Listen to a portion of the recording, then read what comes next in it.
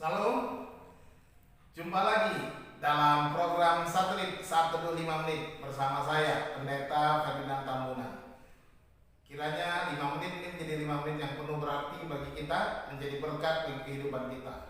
Marilah kita berdoa sebelum kita membaca firman Tuhan. Bapa di dalam surga, terima kasih untuk saat ini 5 menit yang Tuhan berikan bagi kami untuk merenungkan firman-Mu. Terangilah hati kami, penuhilah dengan Roh-Mu. Bentuklah ya Tuhan seturut firman-Mu. Jadikanlah kami ya Tuhan alat dan bejana di tangan-Mu, memuliakan nama-Mu. Terima kasih Tuhan, berkatilah setiap kami di dalam nama Yesus, Tuhan dan Juru Selamat kami siap mendengar firman-Mu. Amin. Saudara-saudara, hari ini judul satelit kita adalah Hati yang bijak, mulut berakal budi. Haleluya. Firman Tuhan dari kitab Amsal pasal yang ke-16 ayat 23 bunyinya demikian. Hati orang bijak menjadikan mulutnya berakal budi dan menjadikan bibirnya lebih dapat meyakinkan. Amin. Demikian firman Tuhan. Saudara-saudara, menjadi pandai itu tentunya baik. Menjadi bijak pastilah lebih baik lagi. Menjadi pandai itu mudah, yaitu dengan belajar yang tekun. Namun menjadi bijak itu tidaklah mudah. Diperlukan banyak waktu dan latihan dalam proses terjadinya supaya kita menjadi bijak. Menjadi pandai bisa diperoleh secara sendiri. Namun menjadi bijak diperlukan orang-orang, diperlukan lingkungan yang akan membentuknya. Menjadi bijak harus ada harga yang dibayar. Seperti menempa sebilah pisau, diperlukan proses yang berat dan keras. Besi perlu dibakar dengan api yang panas tinggi, kemudian ditempa dengan memukulnya berkali-kali sampai mendapatkan ukuran kepipihan yang diharapkan si penempa besi. Akhirnya masih harus dihaluskan dengan cara mengasahnya agar pisau itu siap untuk dipergunakan. Tepatlah firman Tuhan yang berkata dalam kitab Amsal pasal 27 ayat 17. Besi menajamkan besi, orang menajamkan sesamanya. Saudara-saudara, orang yang bijak adalah orang yang dapat menguasai perasaannya. Orang yang bijak, orang yang dapat mengendalikan hatinya.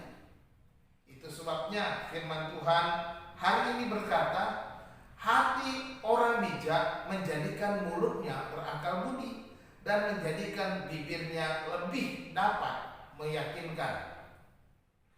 Artinya, orang yang bijak itu tahu waktu untuk berbicara dan menahan diri.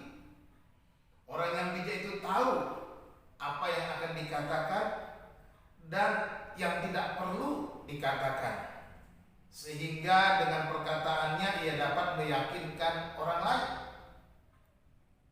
Salomo sebagai penulis kitab Amsal ini menjadi pemimpin yang bijak sebagai seorang raja oleh karena dia orang yang berhikmat. Dan hikmat yang didapatnya dari Tuhan.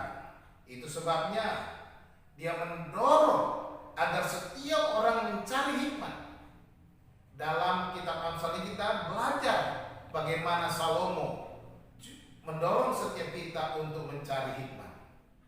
Hikmat hanya didapatkan dengan sikap takut akan Tuhan. Isilah hati dengan rasa takut akan Tuhan, maka Tuhan akan memberikan hikmat dan kebijaksanaan kepada kita. Saudara-saudara,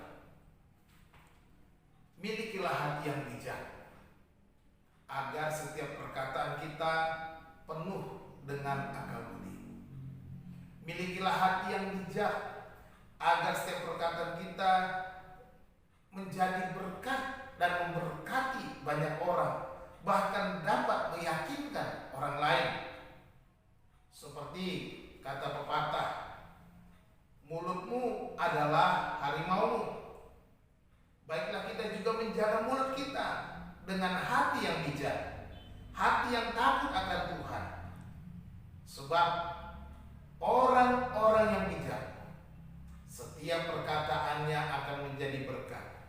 Setiap perkataannya akan dapat meyakinkan orang lain. Setiap perkataannya akan penuh dengan akal budi, penuh dengan kebijaksanaan. Dan setiap orang yang bijak pastilah orang yang takut akan Tuhan. Mulailah hidup kita dari rasa takut akan Tuhan, dan milikilah hikmat dan jadilah bijaksana. Percayalah, hati orang bijak, mulutnya berakal budi. Tuhan Yesus memberkati saudara. Salam.